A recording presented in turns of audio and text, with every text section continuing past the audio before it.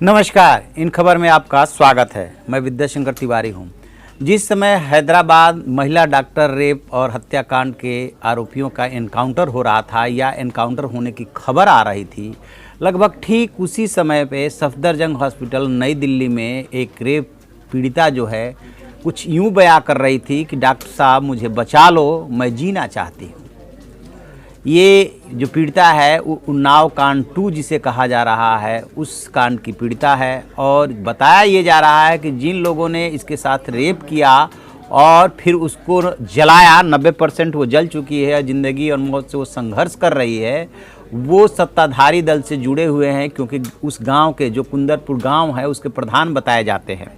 इसमें जो लोग नेम्ड हैं उसमें जो सबसे बड़ा नाम है वो शिवम का है, क्योंकि शिवम पहले से लड़की का दोस्त था और बाद में उसने अपने चचेरे भाई शुभम को भी शामिल कर लिया और रायबरेली में जा कर के बुआ के यहाँ जब वो चली गई थी तब उसको घर के बाहर बुला करके दोनों ने रेप किया था।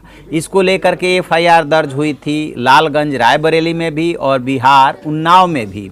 लेकिन एफआईआर कब दर्ज हुई? एफआईआर दर्ज हुई थी 156(3) के तहत, यानी कि अदालती आदेश पे दर्ज हुई थी। पुलिस ने इस रेप पीड़िता के जो है वो एफआईआर दर्ज नहीं की थी। अब एसआईटी का गठन हो रहा है और पुलिस दल बल लगाया गया है, उसे एयरलिफ्ट करा करके सफदरजंग अस्पताल में भर्ती कराया गया है। लेकिन सिस्टम तो ये अपने आप में सवाल मौजूद है और ये सवाल पूछा ही जाएगा कि उत्तर प्रदेश पुलिस उस समय क्या कर रही थी जब ये पीड़िता अपना एफआईआर लिखाने के लिए पहुंची थी।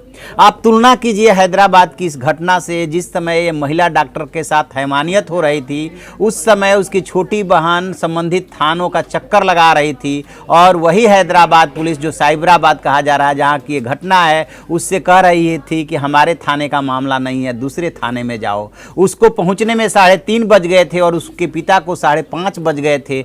तब जो है साइबराबाद और हैदराबाद पुलिस के कानों पे जू नहीं रेंगा था और अब जो है साइबराबाद के पुलिस कमिश्नर जो है वाह वही ले रहे हैं, अपनी पीठ ठोक रहे हैं खुद ही। हमने कमाल कर दिया, हमने चारों को मार गिराया है। चारों को किन परिस्थितियों में और कैसे मार गिराया, वो परिस्थितियाँ अपने आप में सवाल करती है। बेशक चूंकि अभी इस देश में जो गुस्सा है, लोगों में गुस्सा है, क्योंकि वो घटना इतनी विभत्स और बर्बर थी कि लोग कुछ भी नहीं सुनना चाहते कि पुलिस ने सही किया या गलत किया, लेकिन व्यवस्था तो सवाल पूछेगा।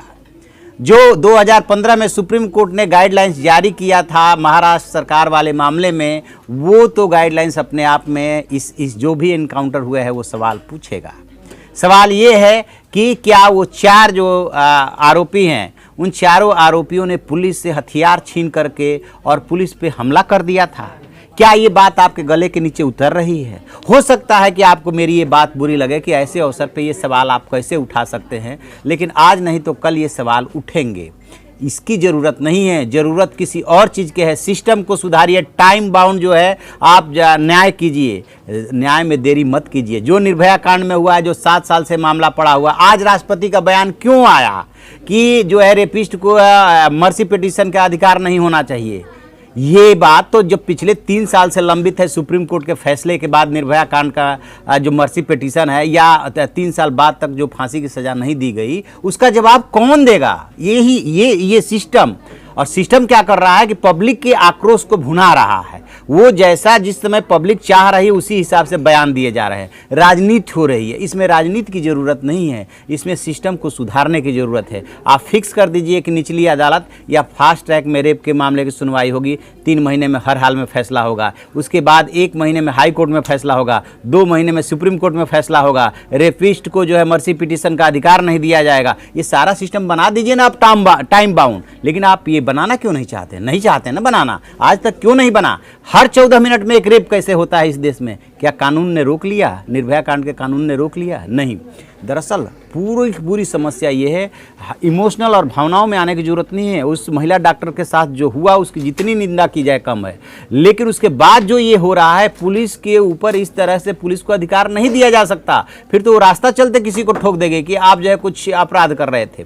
ये नहीं हो सकता, किसी भी सिविलाइज सोसाइटी में नहीं हो सकता। अब ये जो उन्नाव कांड 2 की पीड़िता है, वो जो सवाल पूछ रही है, वो जो डॉक्टर से गुहार कर रही है कि डॉक्टर साहब मुझे बचा लो, मैं जीना चाहती हूँ, इसका जवाब कौन देगा? क्या योगी सरकार देगी? सिस्टम देगा कि थाने से थाने वो घूम रही थी और उसकी एफआईआर नहीं हुई, उसे अदालत में जाना पड़ा 156(3) में आदेश कराने के लिए कि हमारी एफआईआर दर्ज कर ली जाए, और आप कह रहे हैं कि हम न्याय कर रहे हैं। ऐसे सिस्टम नहीं सुधरेगा। सिस्टम बनाना होगा, उस पीड़िता को सही जवाब और उसके साथ न्याय तभी होगा जब हम टाइम बाउंड सिस्टम बना करके न्याय की डिलीवरी करेंगे, जिसके लिए कि अभी हमारा सिस्टम तैयार ही नहीं है। देखते हैं इससे कुछ सबक लेते हैं या नहीं लेते हैं। आप देखते रहिए हमारा डिजिटल चैनल इन खबर। Thank you. इन खबर चैनल को सब्सक्राइब करें और बेल आइकन दबाना ना भूलें।